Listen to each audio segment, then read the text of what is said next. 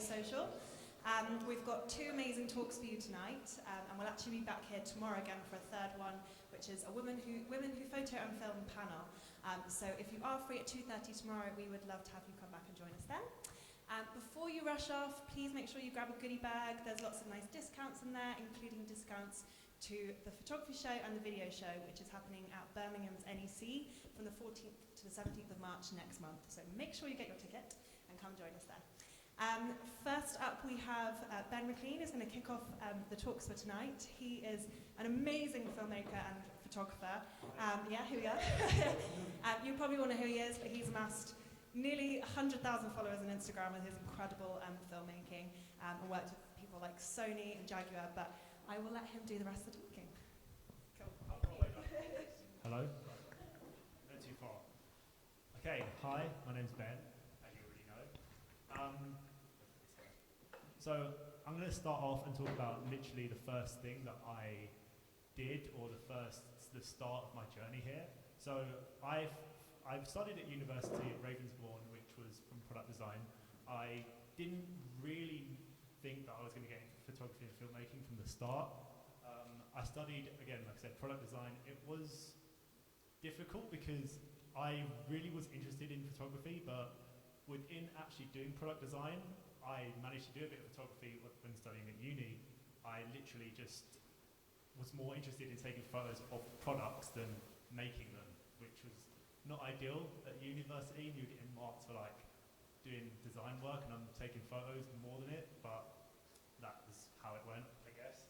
And I started off with photography and filmmaking through actually a hobby. So firstly was through just taking photos of sneakers. As you can see here, these are some examples of shoes that I literally used to go out and take with my friends. I had a connection of friends that used to get exclusive shoes which are worth like thousands of pounds, and we pretty much just used to go and shoot sneakers all day. Go to the next slide. Yeah, so these shoes and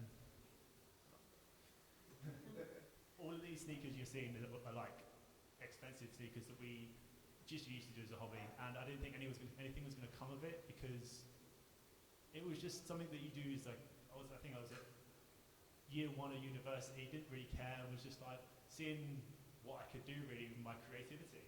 And then it wasn't until I actually put these online and put these on Instagram, and I got noticed for just taking cool shots of sneakers. Obviously on here I'm on top of a building, I'm throwing it, and it's just being creative with the whole photography and everything in general, which is what got me to where I am now.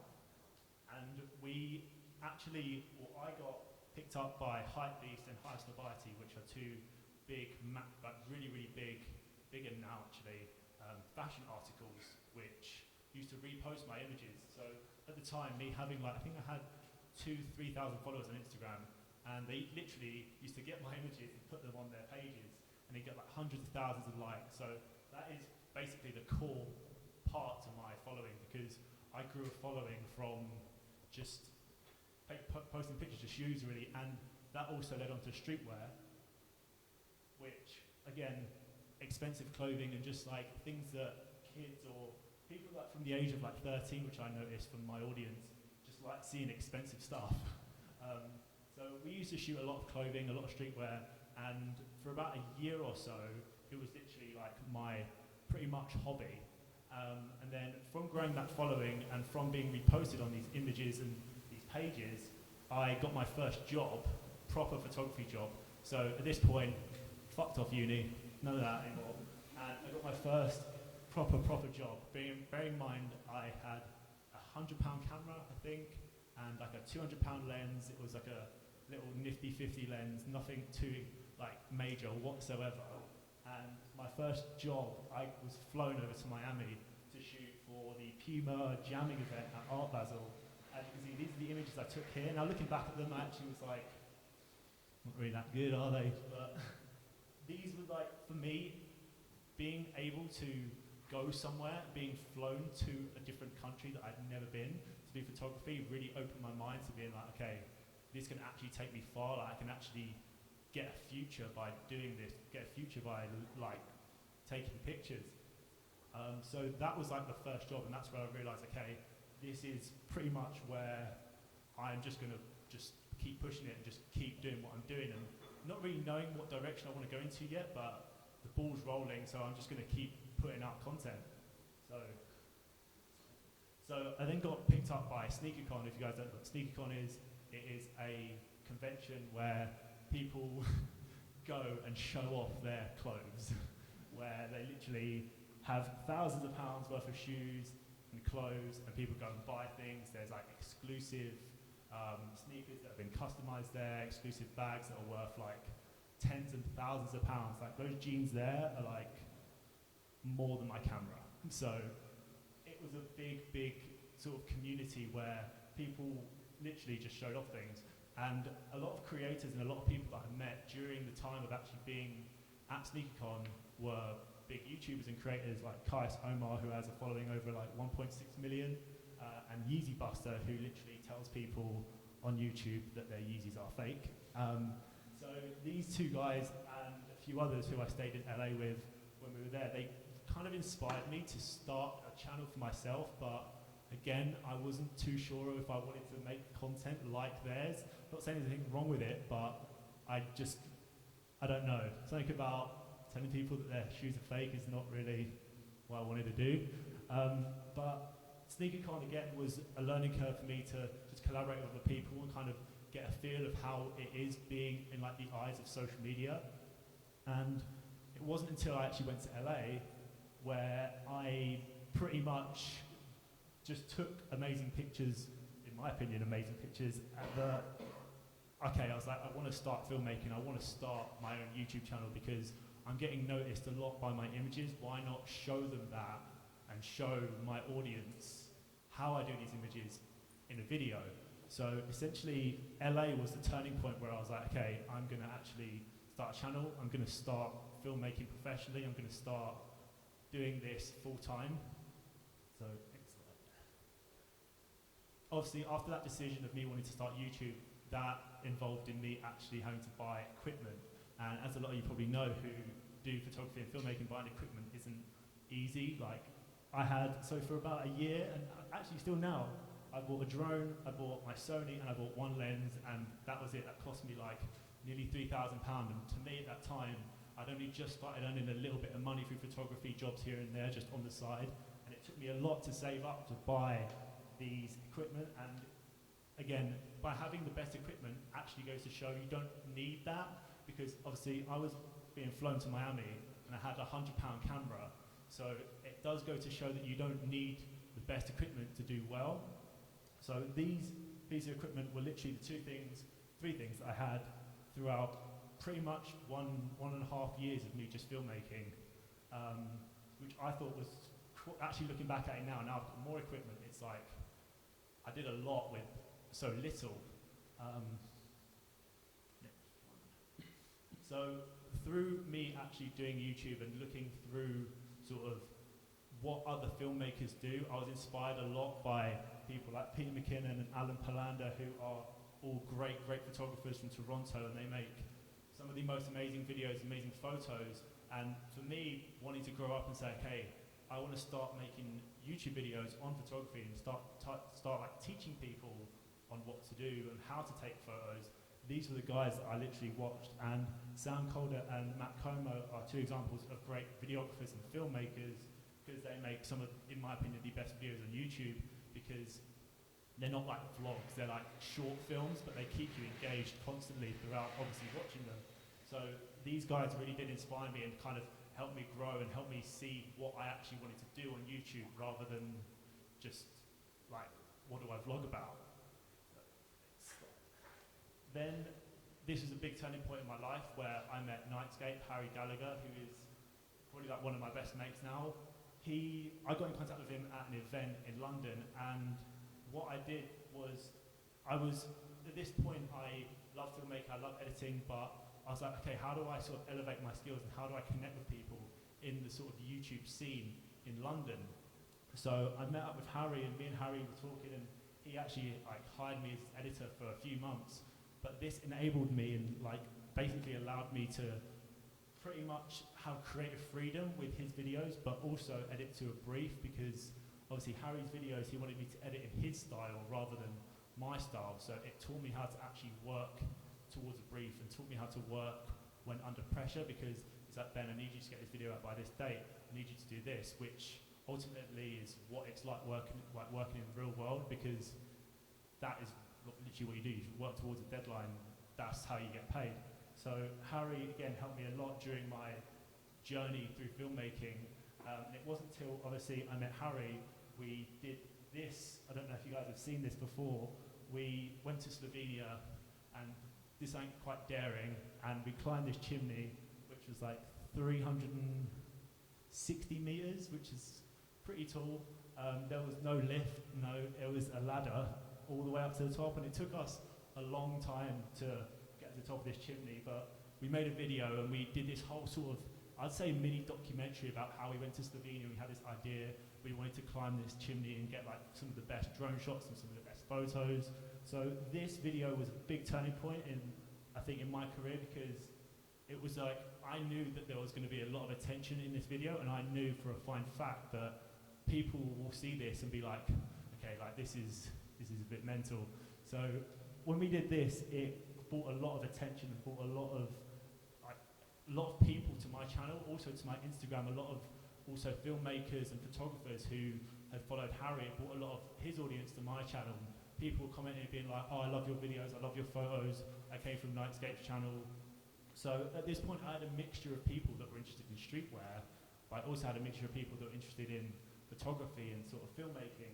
And the comments in that video really sort of pushed me to be like, okay, now I've got hold of this audience, I've got hold of this sort of mini community. What can I do with it? How can I basically adapt what I already have to now showing them, okay, like this is what you want to be watching. Like, you don't want to be watching me take photos of shoes anymore. You want to see like films. You want to see film type vlogs essentially.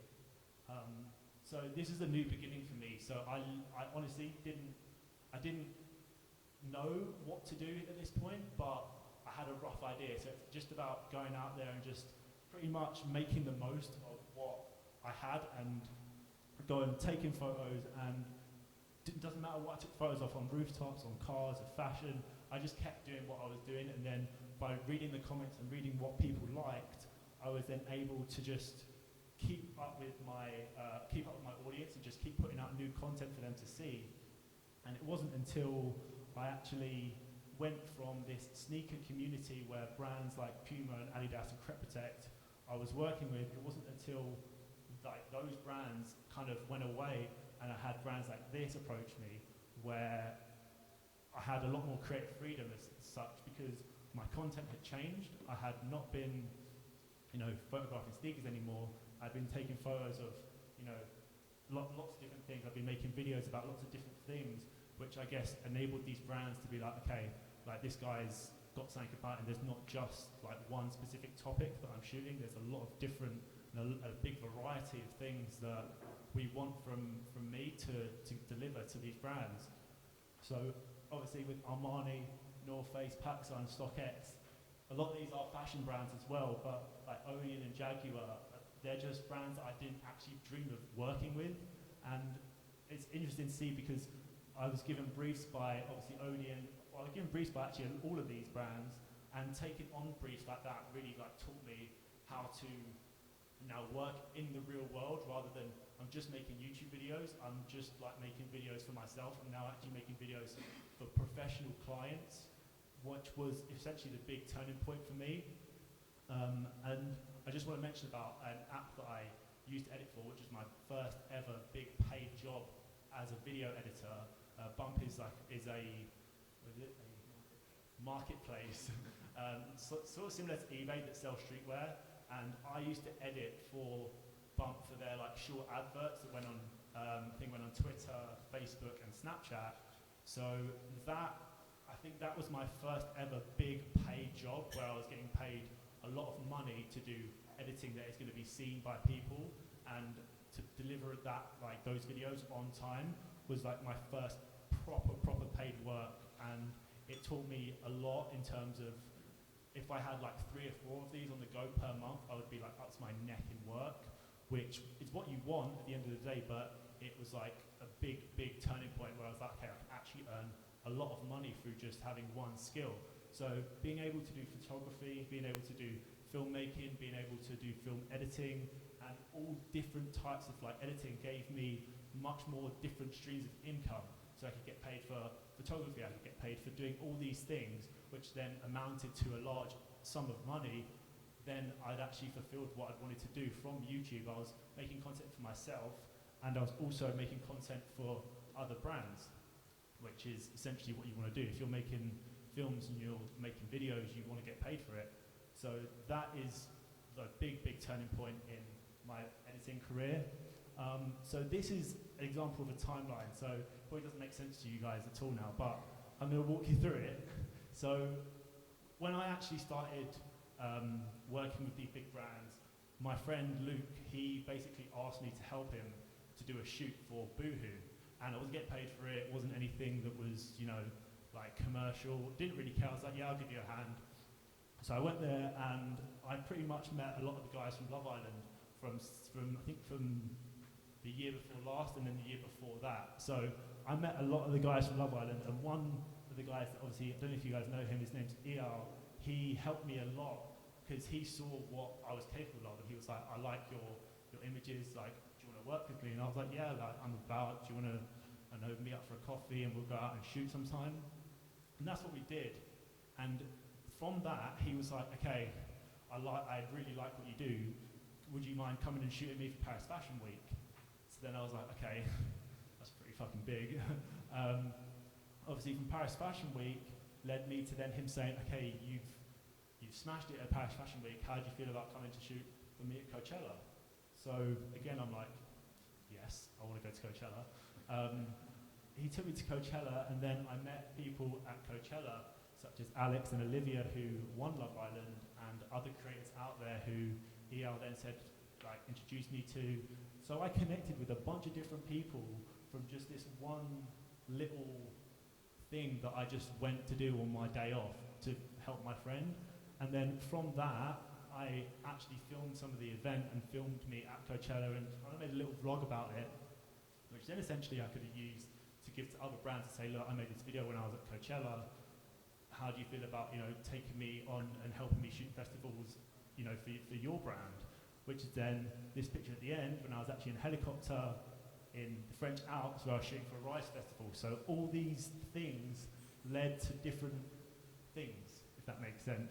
And that's the kind of point that I want to deliver is, if you ever get asked to do something for free, yeah, I'm not saying work for free, but if you ever get asked to do a shoot for free or get asked to film something for like a one-off, you never actually know what can come of it, because obviously from what came from me, not just having like a one-off day where I don't mind doing something for free, actually turned into this whole long timeline of networking and, you know, meeting people in TV and reality industry, which now actually this probably continued on, because from meeting as well Eyal, he got me jobs with other brands such as Fossil and makeup brands, which I then did product photography for and filming for. So it's all a massive, massive chain of like networking and not being scared to just put yourself out there, no matter if it's paid work or unpaid work. Just go and do it, or just, you know, build your portfolio, because at the end of the day, if you're going out and shooting one photo a day, by the end of the week you'll have 7 photos, and then by the end of the year you'll have a portfolio. So it's not about just, you know,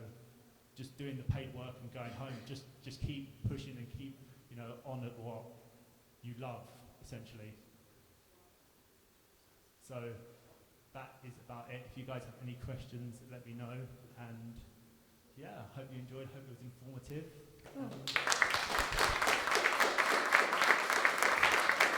Thank you, Ben. If anyone does have any questions, please just chuck up a hand and I'll come find you. Cool.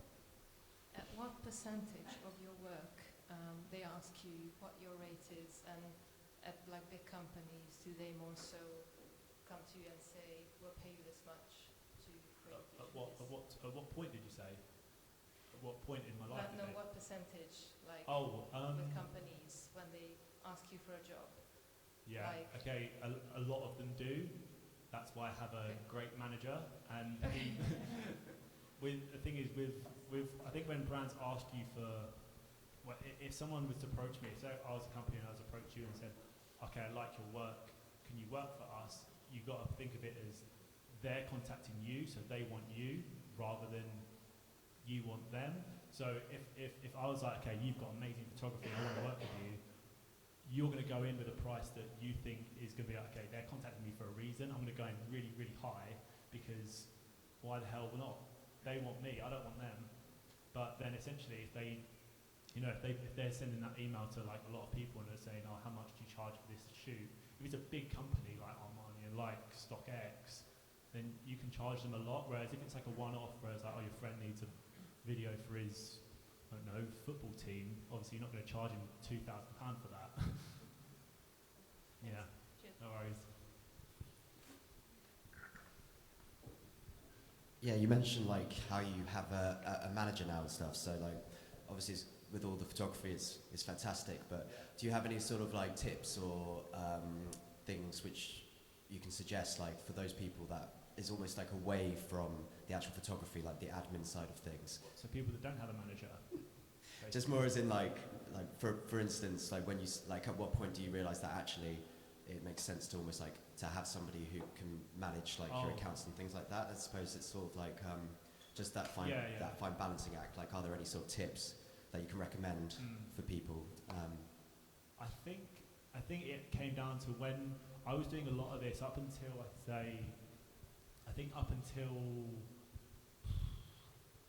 probably after Paris Fashion Weeks, which was the beginning of 2019, so over a year ago. Actually, didn't have a manager at all, and I was just like sort of emailing and getting my work out to companies myself.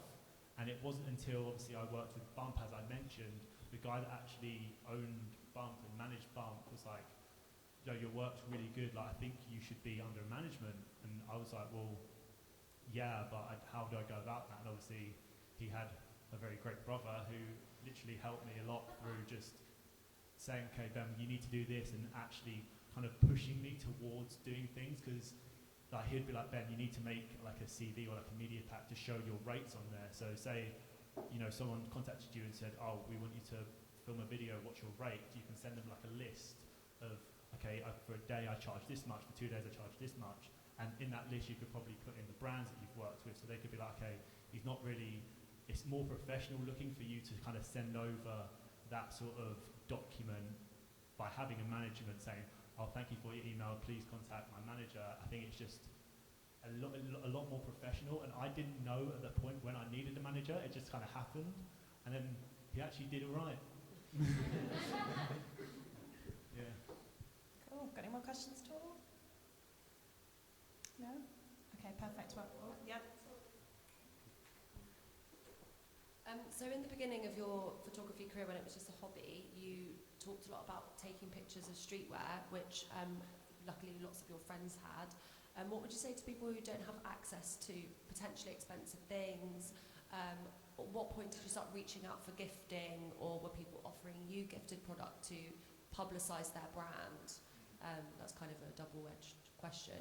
So what would you say to people who can't get hold of the product, and when did you start getting offering product to shoot?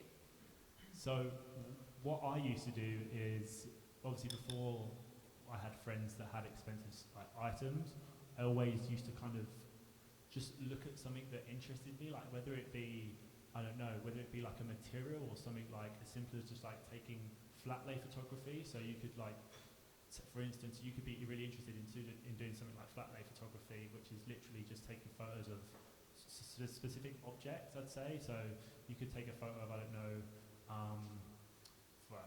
if you're interested in shooting or football or clay pigeon shooting, you could take a photo of, I don't know, a gun or whatever. It's just something that interested me at the time, whether it be streetwear or whether it be a sport. I just wanted to take photos of that specific thing that interested me. So I don't know who has access to like, if you like football and we're interested in taking photos of people playing football, I'm pretty sure you could have access to a football pitch. It's something that I just liked doing as such. Like you could, even if you had a pet cat and you liked animals, take photos of your cat. It's like it's not going to be bad by you trying out new things. It's not going to like not benefit you by actually just taking photos of things that interest you. In fact, because it's going to teach you, you know, I took a photo of my cat, it looks a bit shit, I'll try and take a photo of something else, another specific animal, if you're interested in nature photography, or taking photos of a flower. It's just taking photos of that specific thing that interested you, which interested me, which got me noticed. And I think I was very lucky as well through obviously doing the fashion and things. I picked up that sort of crowd, that sort of genre of people that were interested in fashion, and that whole fashion community sort of came up. And now it's sort of like, I don't want to be taking photos of sneakers for the rest of my life. I just want to be doing photos of everything, because that's now what interests me rather than just sneakers. So what was the last question you said? And so when you build a bit of following, Yeah. obviously you can potentially reach out to brands and say, you know, I have 5,000, 10,000 followers. Obviously when you're much smaller, would you be interested in lending me some clothes to put on a model and shoot, etc.? Did you ever do that? Did you reach out, or did people start reaching out to you when you grew a following and asking you to shoot their product to publicise it? It was a mixture. It was a mixture, because a lot of you can actually find, whether it be if you were all interested in fashion, there's a lot of startup Instagram brands that have like 3,000 or 4,000 followers. Like, I remember I had a brand that contacted me called Minimal LA, which when they first started out, they had like 2,000 followers. They used to make like ripped jeans like this, literally, and they didn't have a big following at all. So you can reach out and probably say to these like little brands on Instagram, "Oh, I'm a photographer. Like, what do you think of my photos?" Most of the time, they'll probably send it out to you, because to them, they've not got a lot to lose, because they're just going to get free photos. They're going to get free like items out of it. Whereas I think it's different if you have a big following. Say if you've got like a following of 20k, you could say to someone like a brand, "I'm wearing this," or you could, even if you tag a brand, for instance, they might see it and say, "Oh, he's got 20k. Maybe let's offer him £100 for a post." It might be like a start, because that brand, you never know where it could come from. Like now, Minimal LA, when they started, they were paying my friend, like, I think he was paying like £50 a post, and now they've grown such a huge amount from starting up on Instagram. He's like one of their lead influencers, so it doesn't really matter like kind of what they're sending you, or well, it does obviously. If you don't like it, then don't post it, but it doesn't sort of, you can do one of each ways. That you could have like a really small following but have a great portfolio of just taking photos that you've not put online and just emailing it out to people that are just like, "Oh, you know, look at my photos, like, would you mind sending me like one of your products, whether it be like a water bottle?" It might be interesting for them to see how you work, and then you could potentially build a long-term relationship from just that one little kind of gifting, or maybe you doing like a free post for them. It's not going to do you any harm, because then they're going to see that you're willing to put the effort in. So you're never going to do any harm by asking, realistically. As I've seen, you're like a travel sort of photographer and videographer. I'd say you class yourself as moderately, yes. And I was wondering, what advice would you give to people who would like to travel but also get paid for travelling? Not essentially like paid while they're travelling, but to like cover their travelling costs. Realistically, whenever I used to have the opportunity to travel, I used to try and just get as much content as I could out there while I was travelling. I think now it's probably the best thing to do is maybe just either, depending on how much money you have to spend, you could probably dedicate, like, if I had £1,000, I could go to, I don't know, France, or I could go to Spain and shoot some stuff with whoever I went there with, and probably risk not getting paid, and that £1,000 that I've spent on that trip may not come back to me. But you can always, I think, if you want to be like a travel vlogger or a travel Instagrammer, it won't do you any harm by just kind of, if you do go on a family holiday, or if you go on something that's just like a short weekend away, I don't think it will do you any harm just to take a camera and just practice filming.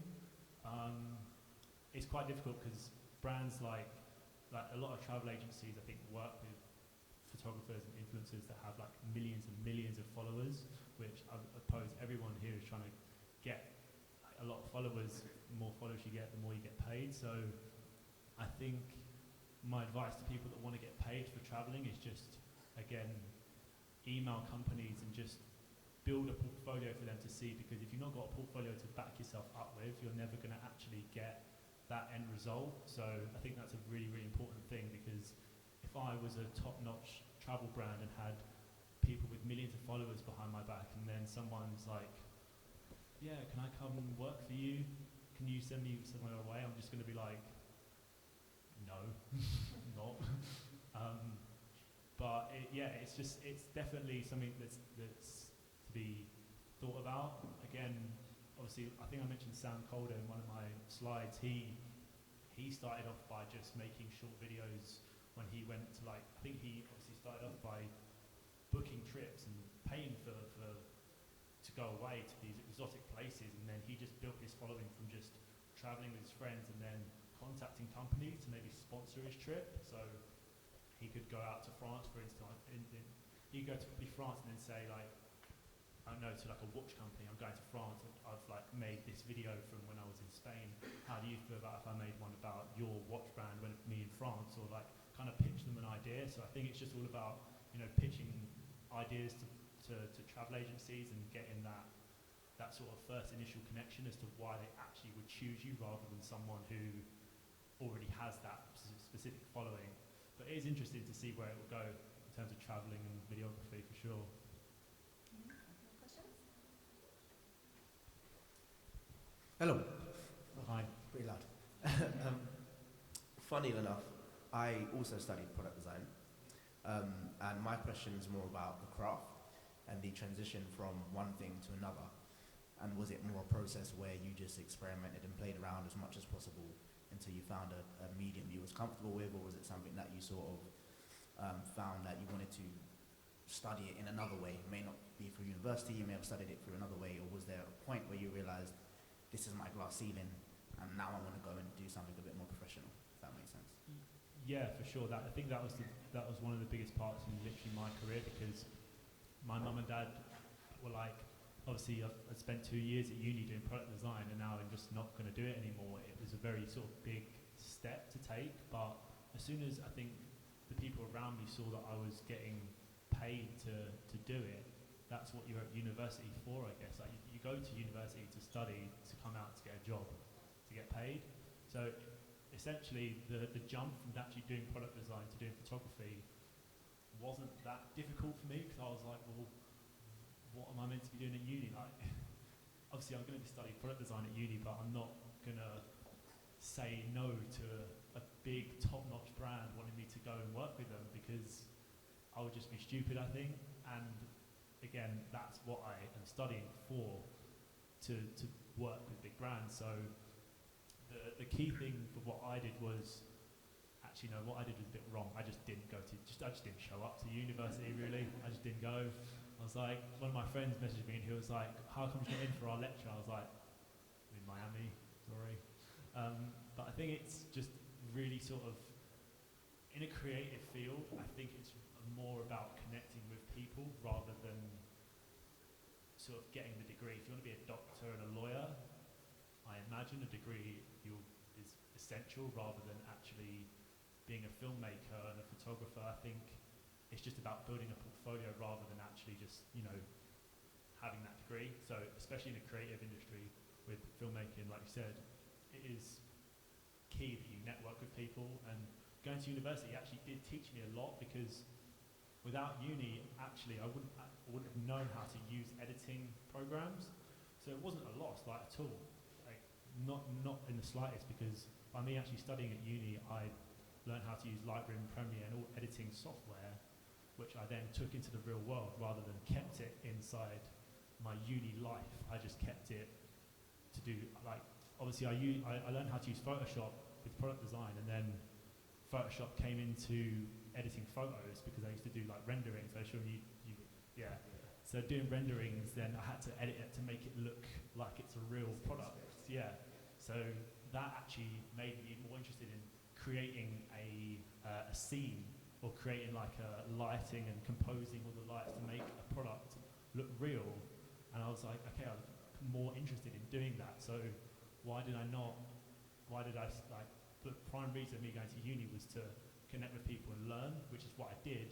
But when it was time for me to say, okay, I've done what I need to do now it's time to go into the real world and just kind of work what I'm at uni to do, I did it rather than be like, I need the degree though, because the degree or you're getting offered to work is like, in my opinion, getting offered to work is more important.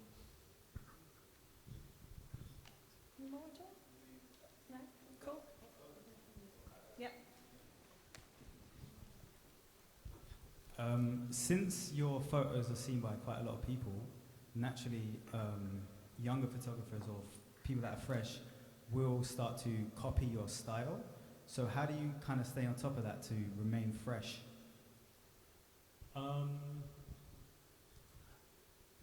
So I've had this problem a lot. I think it's about taking inspiration but not replicating it. So if you saw a photo that you liked, you'd be like, I could do something differently with that. I think by staying on top of it is just by experimenting, because a lot of the time photo shoots and video shoots don't usually go your way, and especially for any of you who do filmmaking or photography, I assume most of you have had an experience where you've gone and done a photo shoot and it's not actually gone the way you wanted it to do. You've not done what you've set out to literally get. So I think by just keeping on top of finding inspiration, but not, I wouldn't say copy something, but kind of make it your own style, if you know what I mean. So if I saw a picture, I don't know, of someone took a really cool photo of a car and I like the angle that they got, essentially I wouldn't be like, I need to get the same angle that this particular photographer did, but I think it's just more about what ideas come into mind when you do it. So say I took a picture of a car, maybe I could say, okay, this photo that he took of a car at a low angle looks good. Why don't I do a low angle and maybe throw some stones in it to look like the car's just taken off, or get someone to vape so it looks like there's smoke coming out of it. It's just adding little details to something, which I think helped me a lot in terms of, especially with my sneaker photos, because not a lot of people were really taking cool creative sneaker photos of sneakers, which I thought was a bit weird, because it's like people are taking photos of your you're taking photos of your shoes. It's like, what are you doing? But I think it allowed me to be creative with it. So what could I do that's super creative with a shoe allowed me to be more creative in other things that I was going to shoot later on.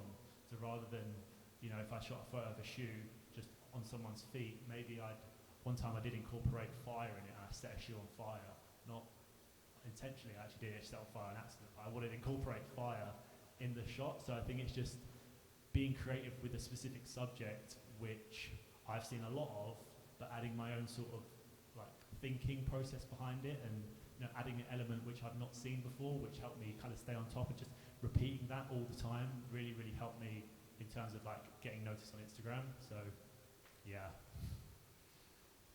Perfect. Thank you, Ben. You can join Ben when you're going to hear him speak again at the photography and the video show next month. And there's lots of other experts as well, so make sure you get your tickets and you can hear from them. Thank you, Ben. We're going to take a short break, so 10-15 minutes or so. So use the toilets, grab yourself another drink, and then we have another panel after, so don't go anywhere. Thank you.